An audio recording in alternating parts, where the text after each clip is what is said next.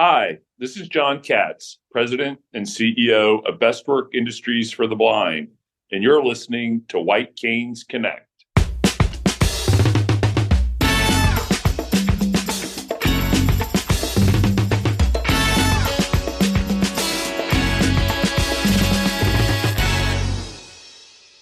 Hey there, PA Federationists. Welcome to another episode of White Canes Connect, presented by the National Federation of the Blind of Pennsylvania. My name is David Goldstein. I'm the treasurer of the Keystone chapter and the Blind Merchants Division.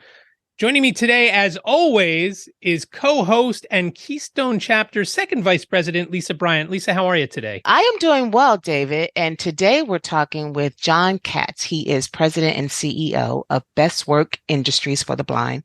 Great organization. I've heard about them, I'd say easily about maybe 10 years ago. And what people say is how much they enjoy working there. So Jon tells us a lot about what they offer, what that environment is like. You were actually on site. Yeah, I really enjoyed my tour there, and Lauren Scarpa took me around. I got to see everything manufacturing wise. I got to see the e-commerce site. And again, the vibe, like you say, and I had never heard of them. You were the one that told me about it. And I had no idea it was even there and that something like that existed. So it's a great interview we have coming up with Jon. And if you are looking for a job, you really want to listen to this.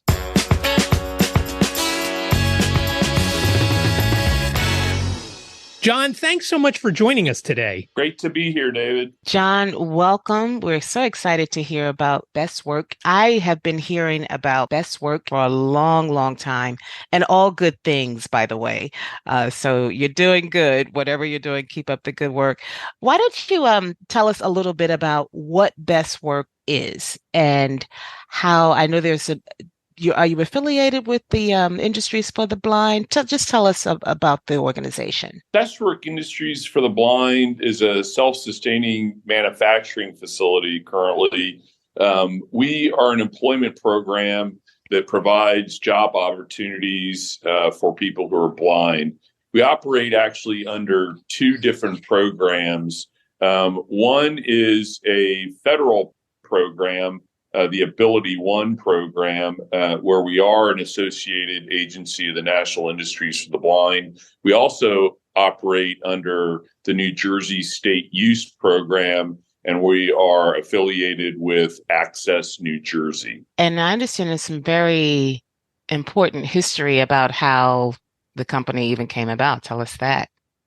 Yeah, we have a really great history, a storied history. We were founded in 1981 by James Versace, who was blinded in combat in World War II. And while he was recovering in a hospital in Connecticut, he connected with 100 other blind veterans, and they actually founded Blinded Veterans Association. He came back to his home in the Mount Laurel area. And he got connected with the Commission for Blind and Visually Impaired because he was seeking ways to employ other veterans like himself who had been blinded, and just other blinded people in general. And so, that's how what was known then as Workshop Number 3 was born in the state of New Jersey. And they primarily did packaging for Campbell's Soup and RCA at the time when they still had production here in South Jersey. Unfortunately, the state ran out of money and the workshops were going to be closed down. But fortunately, he was, at the same time, he was introduced to National Industries for the Blind. And National Industries for the Blind helped him form what is known as Bestwork Industries today. They became a 501c3, and once they attained their corporate status, National Industries for the Blind, they were awarded their first contract, which we still do today, the Navy neckerchief. And tell us, how did you come to, so I read a little bit about your background. I know you have a military background. Tell us about how you came to Bestwork and prior to coming to the National Industries for the Blind, did you have any prior experience working with blind people? Was there a learning curve in coming to this company and not only creating a safe place to work, but a fun and enjoyable and valued place to work? Yeah, great question. So, I spent over 20 years on active duty in the Marine Corps. When I retired, I went into corporate America for, almost 15 years. And for the majority of my time when I was in corporate America, I, I lost the sense of doing something for a greater good, doing something bigger than myself. I spent over 20 years in the Marine Corps, to fulfill that, sense of service, service to my country, service to others. And that was missing. And so, I took a pause. I decided that I wanted to, change my career path. I wanted to go into nonprofit work. And so an opportunity arose for me to join the National Industries for the Blind, which I did. And I spent nearly 6 years there before this opportunity presented itself. But, while I was at National Industries for the Blind, I was the vice president of business development and global distribution for them. And so I did a lot of travel, and I traveled to most of our associated agencies that do manufacturing or perform services. And early on in my tenure, I told myself, that's where I really want to be. I really want to be at an agency, leading an agency where the rubber meets the road, because I felt I could make, a greater impact to the community.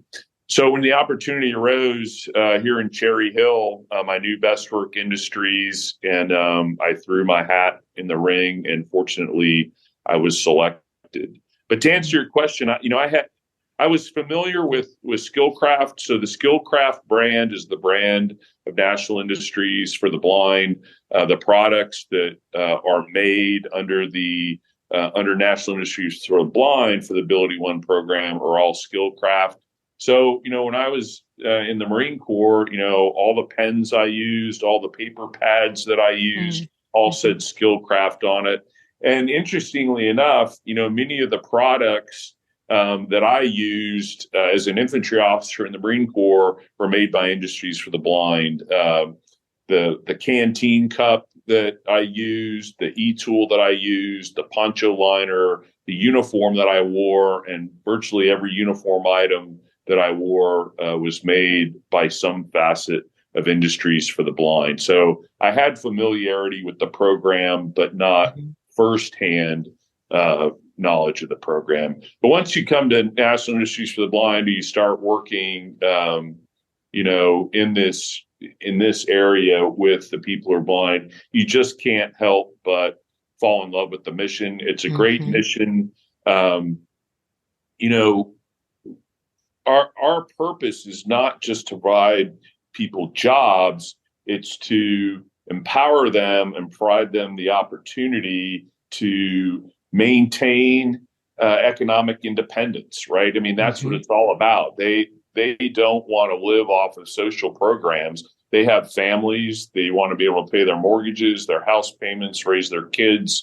And we provide them that opportunity to do that. Let's talk about that. And before I go any further, thank you for your service.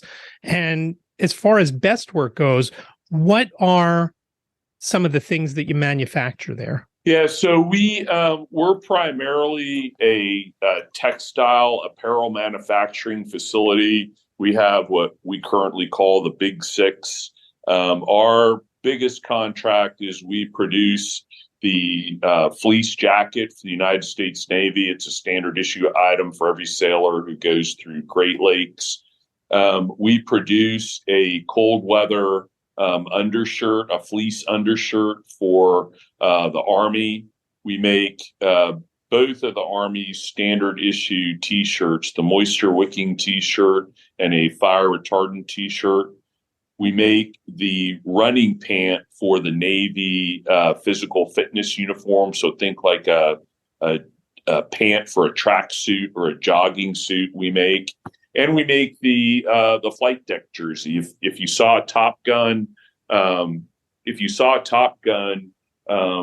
you saw all the sailors on the deck of the aircraft carrier. They all wear different colors. There are 7 different colors. We make all 7 colors of the Navy flight deck jersey. Those are our big programs. But we also have probably about a dozen contracts with General Services Administration where we make items such as safety vests, laundry bags, tool bags, polishing cloths, and industrial wipes, things like that. So all textile manufacturing. And going back to those flight deck jerseys, things like that, are you the only manufacturer or are there multiple manufacturers around the country?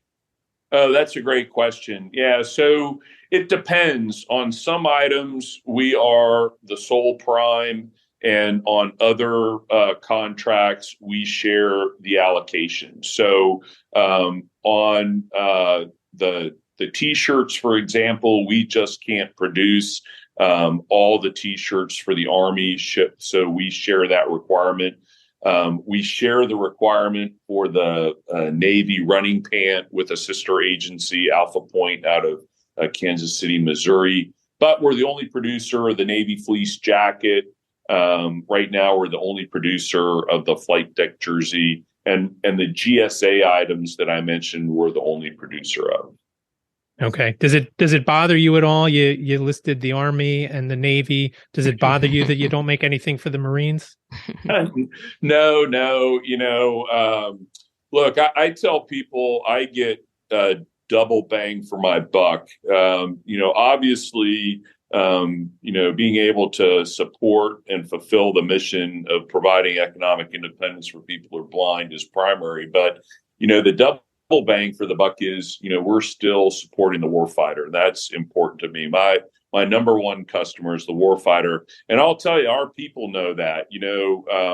We do have 9 veterans here right now at Bestwork, but the majority of our people were unable to serve because of their blindness, their condition. And they feel this is their sense of service. They know who their customers are. They know that they're making fleece jackets for sailors who are wearing them on the deck of ships. They know that they're making flight deck jerseys for sailors who are at sea, doing flight operations. So that's very important to them. They take great pride in that. And so they take great pride in the quality of the work that they put into those garments. Let's talk about the folks that work there. Mm-hmm. Majority of the folks that work in your manufacturing are blind. Is that correct? Well, under the both the Ability One program, the federal program, and the state program, the law requires us to have at least 75% of the direct labor must be people who are blind. So yes, over 75% of the direct labor at Bestwork are people who are blind. And what are some of the jobs that they do? Tell us what those folks do while they're doing the manufacturing. So, yeah, that is a great question. I'm glad you asked that. There's a term we use called competitive integrated employment. So the people who are blind at Bestwork Industries are doing the same jobs as their sighted counterparts for the same competitive pay, and they have the same upward mobility opportunities. We do not define blind jobs or sighted jobs. We do not have, sighted pay and blind pay. Everybody is integrated. So if you walk out on my floor and you walk into any one of those, big lines that I talked about, the big 6, or even the GSA lines, they're fully integrated. There are people who are blind working right alongside people who are sighted. And in many cases, you can't tell. I had a guest yesterday, and she stood there and she looked and she couldn't tell. I had to point out to her which one. So they're actually performing, in many cases, pretty complex sewing operations.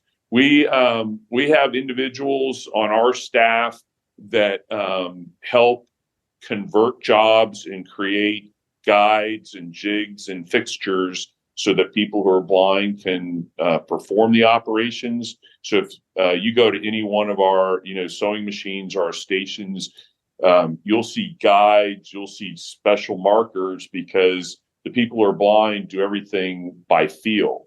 But we're a defense contractor, and we're held to the same specifications and standards as any other contractor. So the guides are set up so that we get, the 1/8 of an inch seam allowance, or, the stitch stops at an exact point through some sort of a guide or marker that we, that we put. And National Industries for the Blind has, they have engineers, actually, trained engineers who come out here at least once a quarter and help us with ergonomics, with efficiency, and with also helping, ways to, improve jobs, that people who are blind are currently performing.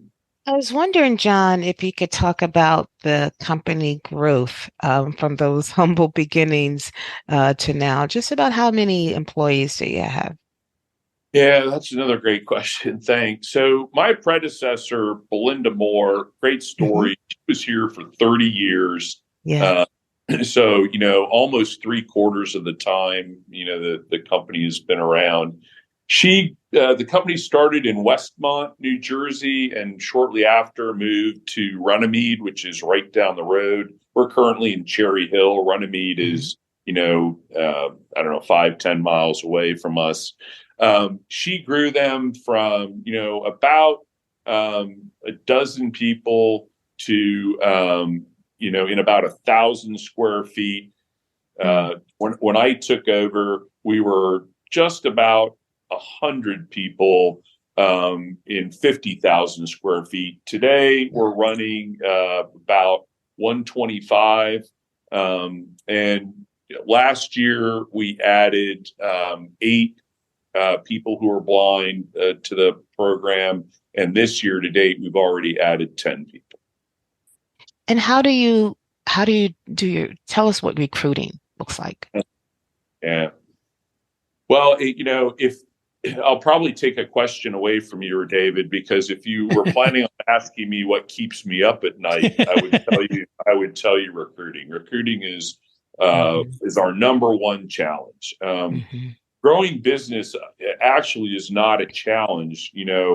We're actually limited by our business growth by our ability to recruit. Because remember, if I bring in business that requires 10 people to perform that job, I have to find 8 people to do that work to meet the 8 people who are blind to do that work to meet the 75% ratio. So our growth requirements are tempered by having to maintain that balance.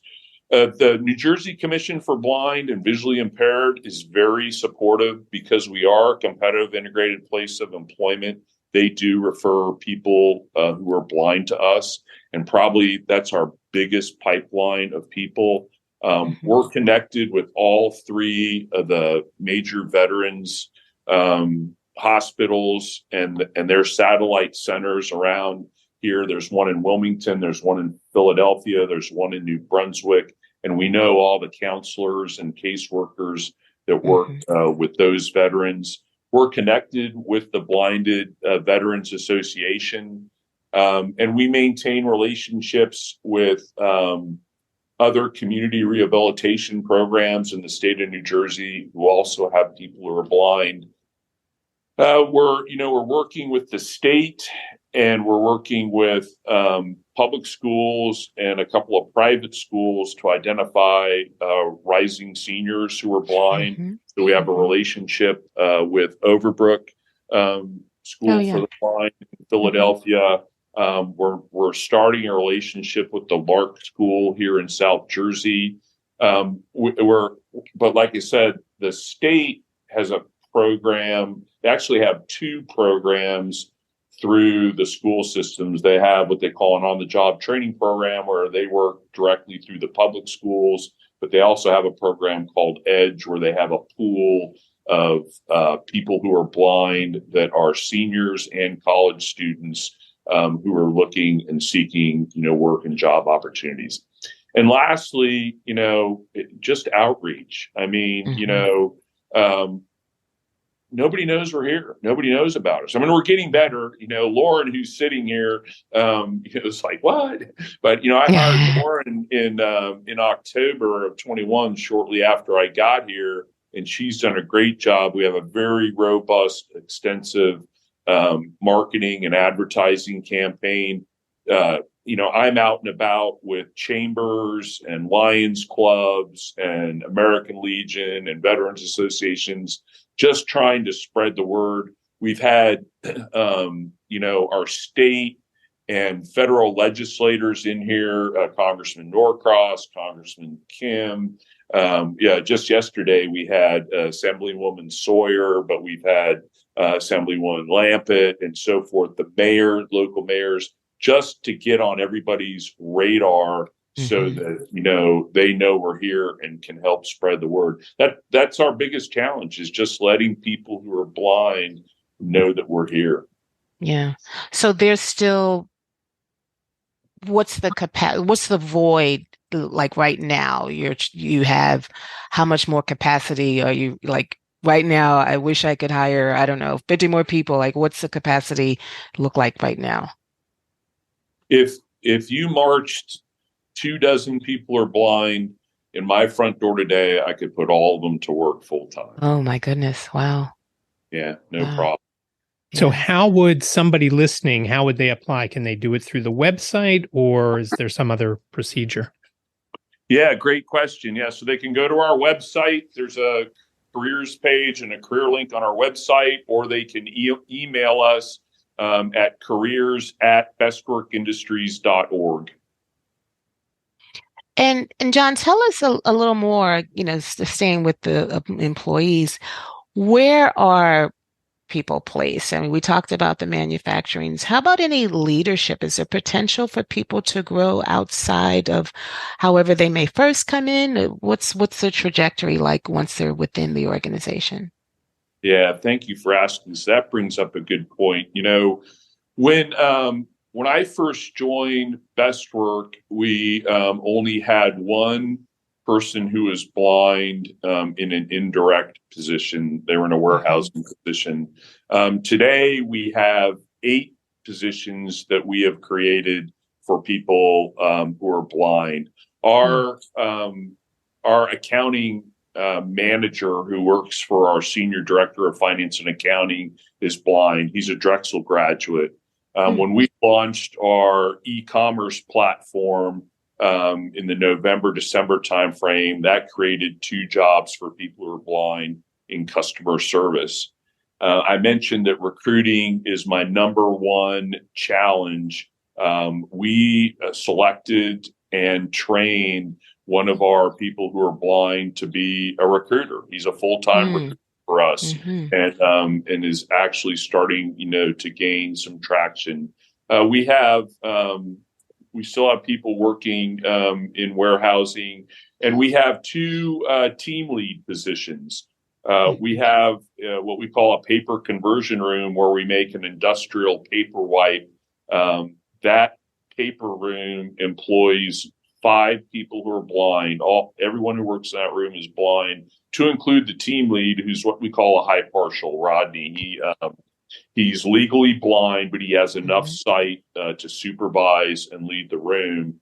And we also recently launched a kitting business with Defense Logistics Agency. So we're kitting military metal sets for the different services That's also a 100% blind operation. 5 people who are blind, and Avange, who is the team lead there, is another high partial.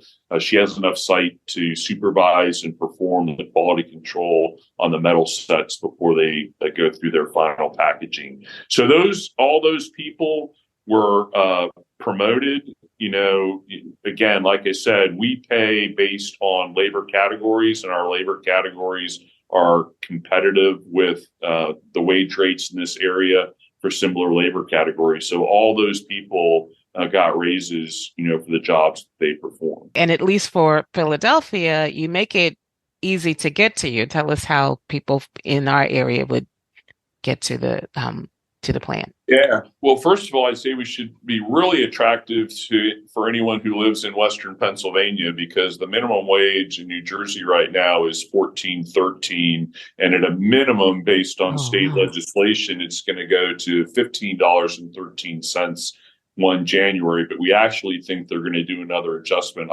I've heard that the wage should go to as much as $15.33 an hour, but that's not been legislated yet. But so the New Jersey minimum wage is significantly higher than Pennsylvania. We currently bring in about 24 people every day from Pennsylvania. We have a 27-passenger bus that goes into Center City. All of those employees take SEPTA, most of them, or some form of transportation to get to a central collection point, and we bus them here and bring them back.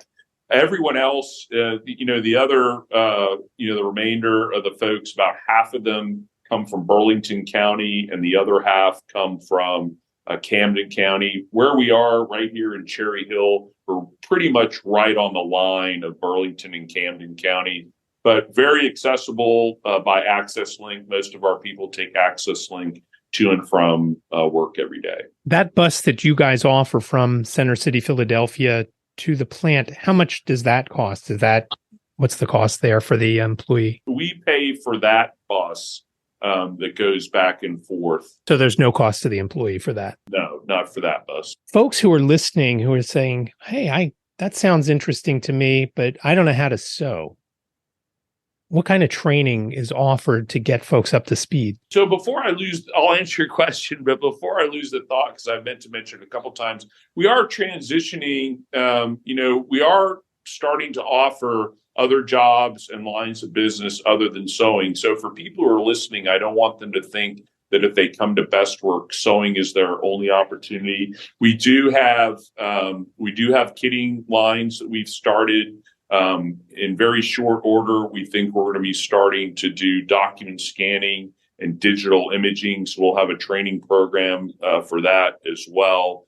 We're trying to one of the reasons the board brought me in the summer of 21 was, to diversify lines of business, to take us into new areas other than textile manufacturing, while maintaining our core business, but also into other market segments within the state and within the commercial sector. But to answer your question, when we intake someone, if they come in and they're going the non-textile route, they would get trained accordingly in how to do whatever kitting opportunity we're doing. And eventually, if they were going to go into document scanning or digital imaging, they'd go through that training program. Currently, everybody who comes in and is identified to go into the sewing program, we have a formal sewing training program. We actually have a training room that has all the machines in it that we use. We have 2 trainers full time, and it takes about 6 weeks to go through the sewing program. They spend 2 weeks on a single needle machine, 2 weeks on a double needle machine, and 2 weeks on what we call a surge machine. Some get through the training program faster than others. Most can make it through in 6 weeks. Every once in a while, people need a little bit more time, but not often. When they're about 2/3 of the way through the program, we start to identify what job they will perform on the line. So they start working a little bit actually with the operations people, and they'll start manufacturing the product that they're going to be working on. They'll actually start performing that operation. When they can get up to about 75 or 80% proficiency on that item, we'll move them out to the floor. When they go out to the floor, they're given a walkie-talkie, so they still have this, umbilical cord back to the training room if they need the trainers. But most give up the walkie-talkie, within a week, and they're on their way. I'd tell you that, I don't have a hard statistic to give you, but I'd tell you that, almost everyone that has come through that door and gone through that training room has had little to no previous sewing experience. And actually, interestingly, if you look at my demographics, about half of my workforce is male. A lot of males. But my blind demographics pretty much mirror the demographics of people who are blind in the United States. And I mentioned earlier that I know someone who has been with you for a while. Is that sort of typical? Do you see a employee loyalty? Yeah, and this is across the board, not just at Bestwork, but my experience with National Industries for the Blind. One of my pitches when I used to go out and try and find and grow business within the federal government was I used to tell the federal agencies, our attrition compared to your average contractor is significantly lower. Once people come to work at one of the industries for the blind or at a lighthouse for the blind, they stay. And the only things that make them leave are age when they finally do decide to retire. Although I will tell you, my average age is 57, and I have many people that are well into their 60s that are still working because they want to work. Strong. Yeah. And they like coming here. We've got a great culture. They come here, they're safe. We provide them with the accessibility and the attention that they need. They're surrounded by their peers, and they have a great time. And we have activities for them. But yeah, so people stay. So they leave because they get older. Some unfortunately have to leave because of medical conditions or illness that no longer allow them to continue working, or they have some sort of a significant life change or life event. What can you share with us about benefits packages, starting salaries, anything like that? So people who would come to Bestwork Industries and start in an entry level position would start at minimum wage of $14.13. And 1 January, they would automatically, go to, $15.13 at a minimum. And we have a very, competitive benefits package. What I was accustomed to in industry. I mean, we have life insurance, we have health insurance, we have medical insurance, we've got paid time off. All the things that you would expect to see. We have a retirement plan, a 403B. So all the things that you would expect to see at any company or any corporation we offer. Are all employees full time? Yes. So that's an interesting question, though. All of our employees are full time, but not all of our people who are blind work 5 days a week. And that's because many of them draw Social Security disability income, and they are capped at $2,260 a month. So we help them maintain their hours so that they don't bust that cap or they lose that $2,260. Some others have, ongoing medical conditions where they have routine doctor's visits or medical appointments that they have to attend every week. So, we have some people that work 5 days a week. I've got many, I would say probably most of the people who are blind only work 4 days a week. And we have some that only work 3 days a week, but they work enough hours to maintain full-time status. Okay, so that's good to know about the ones who are on the Social Security disability. They can do both, and that is a cliff once they get there. Yeah, and we use that word. That's the cliff, the SSDI cliff. But it's also important to note that we are accommodating to people, for people who have other medical conditions beyond their vision. We're accommodating to allow them to attend those appointments rather than calling in sick. It's easier for us to say, hey, just work 4 days a week and schedule your medical appointments on this particular day, and that way we know how to schedule you and we know how to schedule the line. Right? You got to remember, everybody is filling a position or an operation on the line. So if we know they're out, we can plan how to perform that operation on the line. If they call in sick or they're in an unscheduled absence, then we're scrambling trying to figure out how to backfill them. I was reading about, and you can explain this, is the advocate a position? I was reading about the woman, Arlene, who is now your advocate. Is that a relatively new thing you've been doing and appointing someone to that? And just what is the advocate at Bestwork? Yeah, Arlene still is our advocate. 15 years ago, the National Industries for the Blind, in conjunction with the Ability One program, developed what they call the Advocates for Leadership program. And the idea was to identify and train people who are blind how to address public policy issues that impact the blindness community. And because we thought it was, a much more powerful message for the people who are being supported to state their case than to have others state as a proxy. And so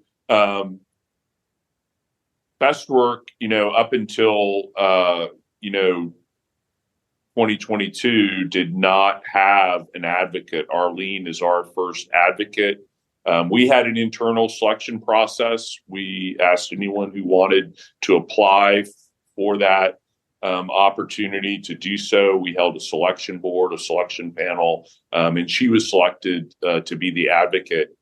She went last year through her first formal training session with National Industries for the Blind down in Alexandria, and then we had an opportunity to go to the nation's capital, and then she got training once a quarter.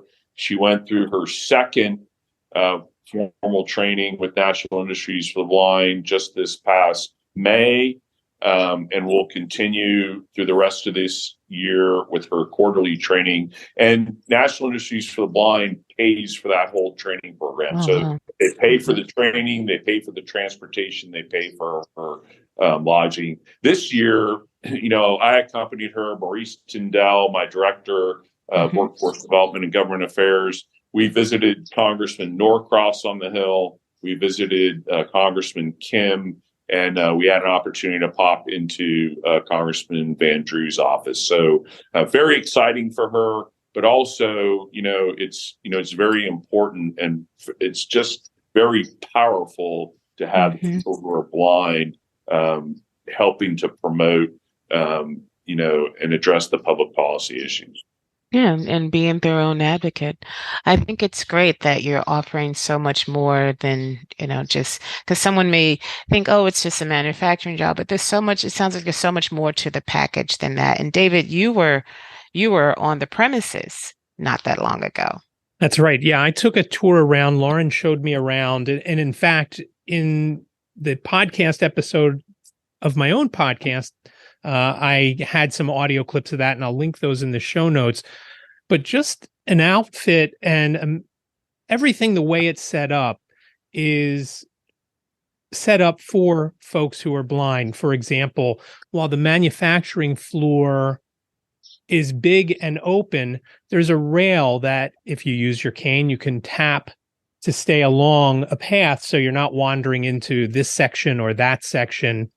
And it's just set up perfectly for someone who is blind. You don't have to worry, hey, what am I going to do when I'm on this floor of all sorts of manufacturing? You're just not going to worry, because you can follow the guides and you can follow the aisles where it is safe to walk and things like that. Was that something that was put in early on, Jon, with the guide, and tell us about that a little bit?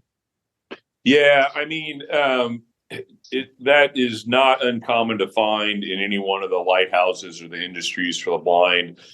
We have safety rails that you're speaking of in certain places that will prevent people who are blind from accidentally wandering into areas they don't need to go into, such as the warehouse or other areas. Safety is number one around here. Safety is paramount. We have safety features built into the machines so that, they help prevent people from, having needle strikes or anything like that. Some of the machines, we actually have padding on the front of the machine so that the individual doesn't accidentally bump their forehead on the machine if they, go too far forward. And just for basic navigation, we have tactile features on the floors. We have a tactile guide on the floor that denotes kind of a right-hand lane. We use standard U.S. traffic patterns. People are trained to follow the track on the right, going and coming, so that we don't have collisions on the floor, particularly at breaks and at lunchtime. And we have other tactile features that, allow them to denote when they're coming to a doorway or when they're coming to a turn. And for people who are, visually impaired, we have many, contrast features as well, because as people who are visually impaired, contrast is very, very important to them. So, we're very accommodating. That's the population that we serve. So we've got a lot of, special features. And when people first come here,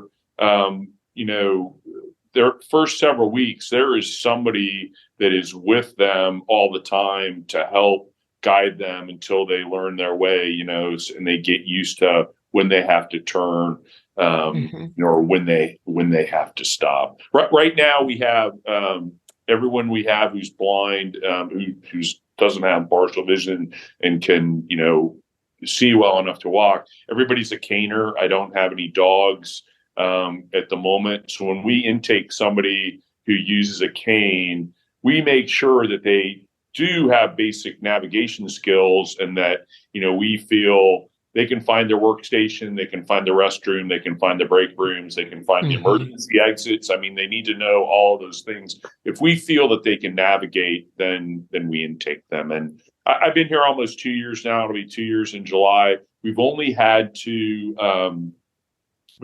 turn away one person because he was a novice at navigating, and it just wasn't safe. And we had to, tell him to go get better when he could navigate. And we thought he could be safe. He could come back. I needed that padding on my kitchen counter last night when I was getting something out of a lower cabinet.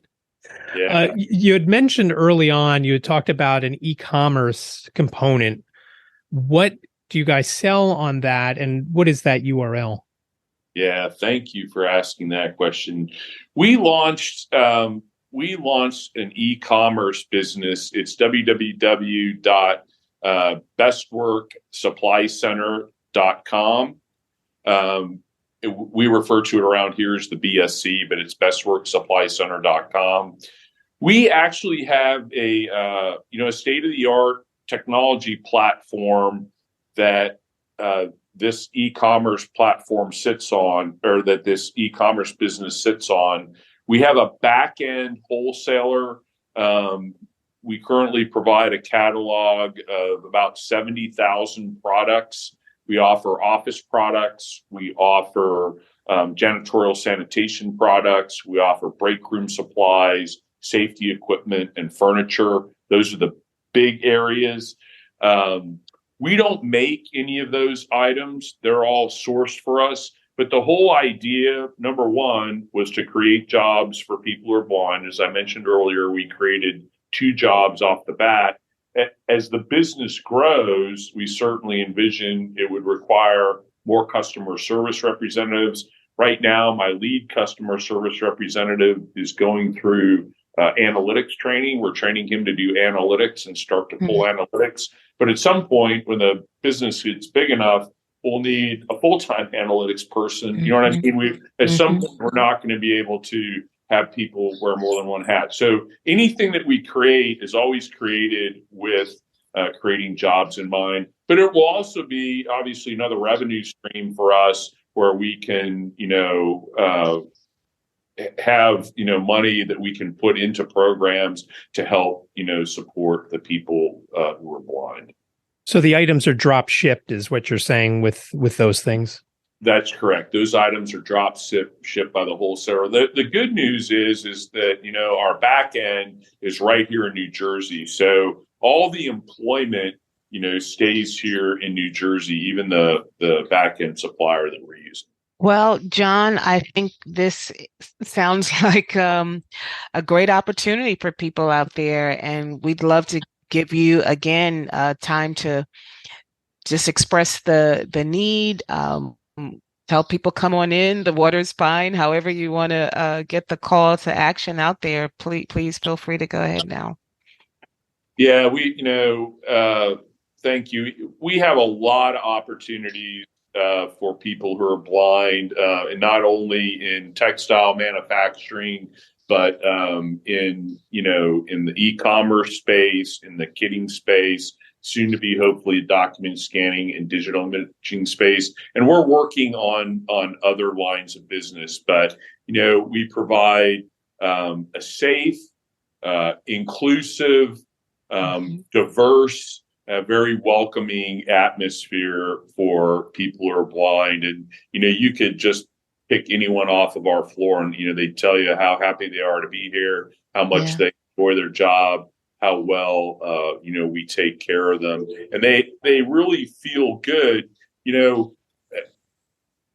this community, for people who are blind, we talk about letting, they're all adults, right? And many of them lost their sight as adults, right? So they may have some medical issues, but they have no developmental disabilities. I've got people who have master's degrees, people who have bachelor's degrees. They just want to continue to be productive, contributing members to society. And like I said, maintain their economic independence. And so they feel good working within an organization that has people like themselves, right? So they don't feel different.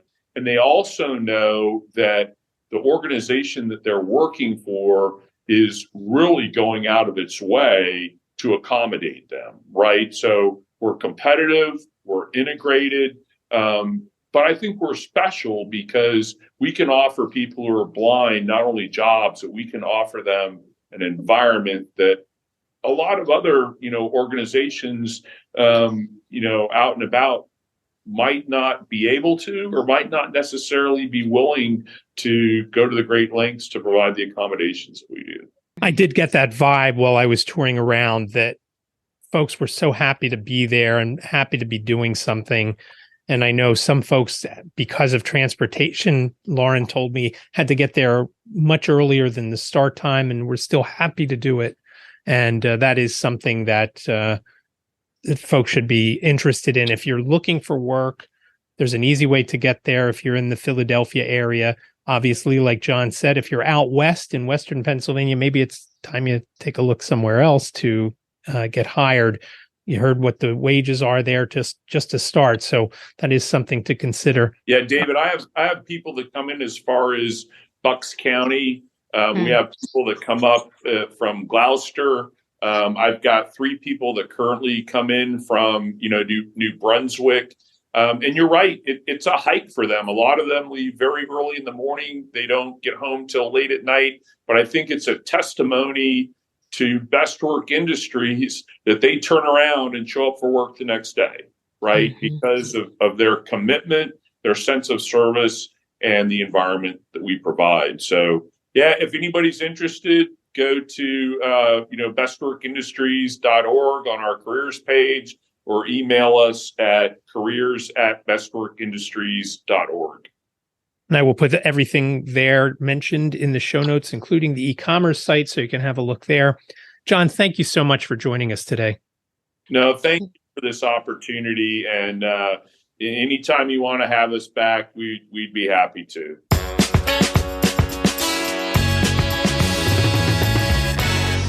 Thanks again to Jon for stopping by and giving us all the information about Bestwork Industries for the Blind. And Lisa, as we talked about in the intro, I took a tour of there, and I actually, on my own personal podcast, which I'll link to in the show notes, I have some audio clips in a segment that I call Just Listen, where I talked to Lauren, who took me around, and I talked to someone who was training the folks who are learning to sew and use the machines and things like that.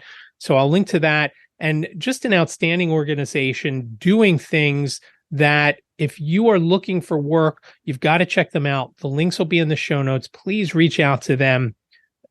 There's no excuse for not being able to get there, even if you're in Center City, Philadelphia, or like me in Delaware County, as Jon mentioned, in Bucks County.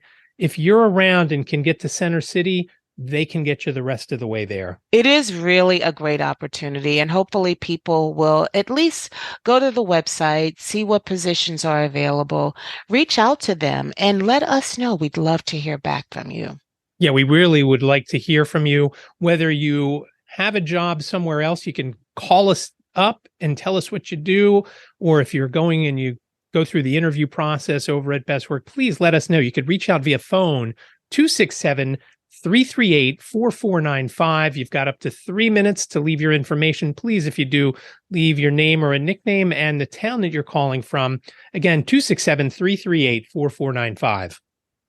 Or you can email us, and the email address is whitecanesconnect@gmail.com. Lisa, this was a great show, kind of right up my alley as far as business goes.